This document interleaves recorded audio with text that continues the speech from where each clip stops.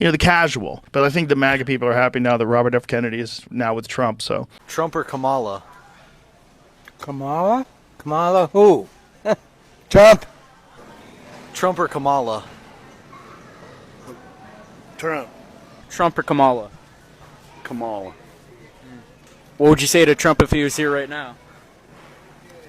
He's a piece of crap. Should be in jail. Excuse me? Trump or Kamala? Trump. Excuse me, sir? Trump or Kamala? Trump. Trump or Kamala? Neither. Excuse me, ma'am? Trump or Kamala? Trump.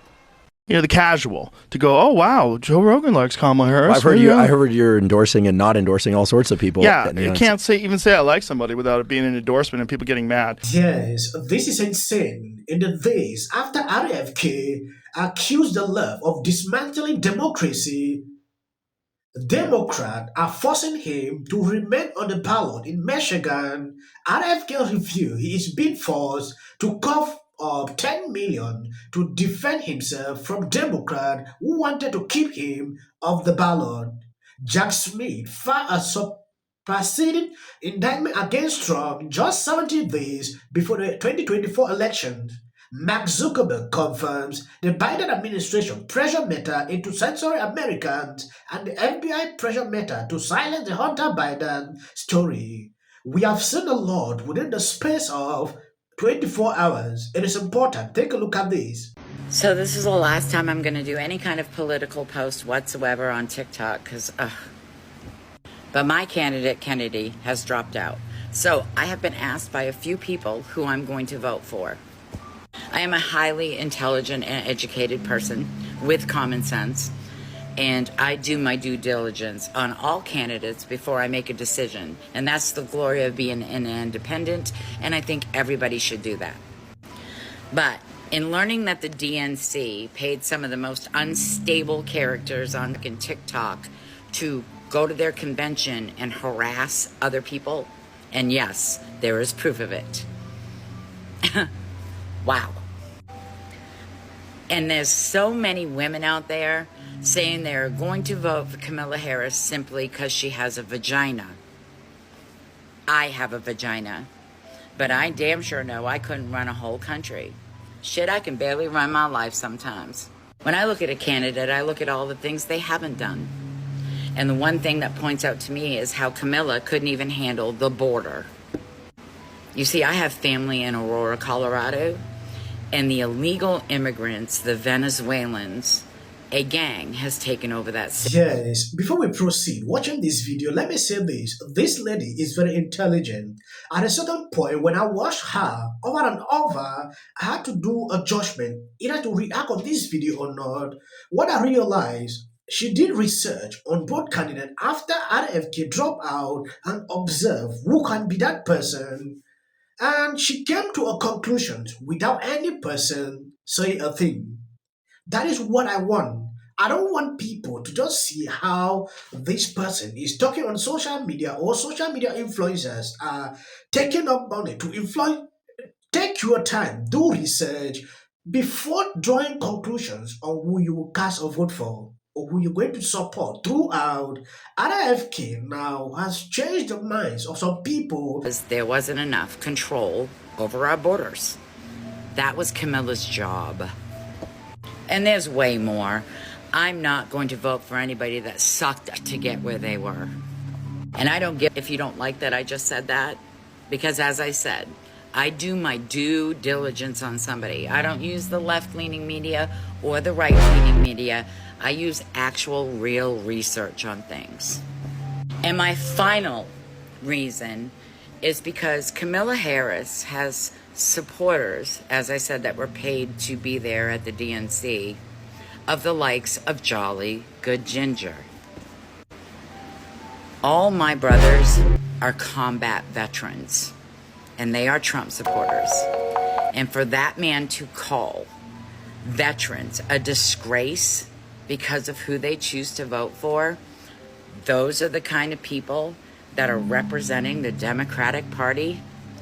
I would rather eat razor blades than to actually support somebody who pays supporters like that to be there. And great, I saw his apology. It was a whole lot of backtracking. But apologies don't mean shit when you keep repeating the same mistakes. And some of us on the internet have not forgotten that this is not the first, second, or even the third time that Jolly has gone after other veterans. So his apology don't mean shit to me. The Democrats actually should have paid attention to the influencers that they had representing them, because I probably would have voted for Kamala Harris if it wasn't for people like the Jolly Good Ginger. He absolutely made up my mind that if they can call upon the most unstable influencers on TikTok to actually represent them, it is not a party I want to represent. The end.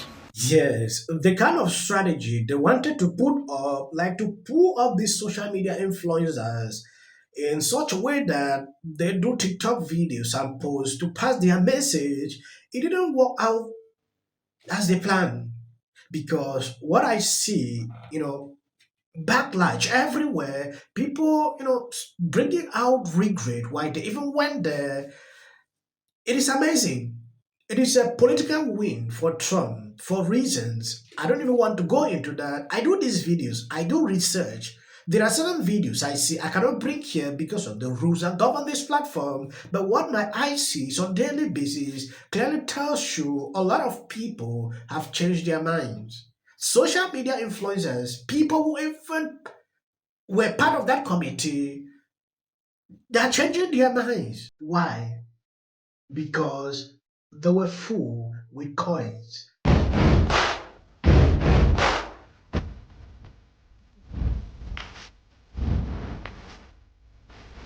Neither party's official platform, in my opinion, is good on Palestine. I'm not suing MSNBC. But this is what MSNBC did. They took a clip of me talking about Tulsi Gabbard, and they edited it up and made it look like I was saying great things about Kamala Harris. Wait, what? Yeah.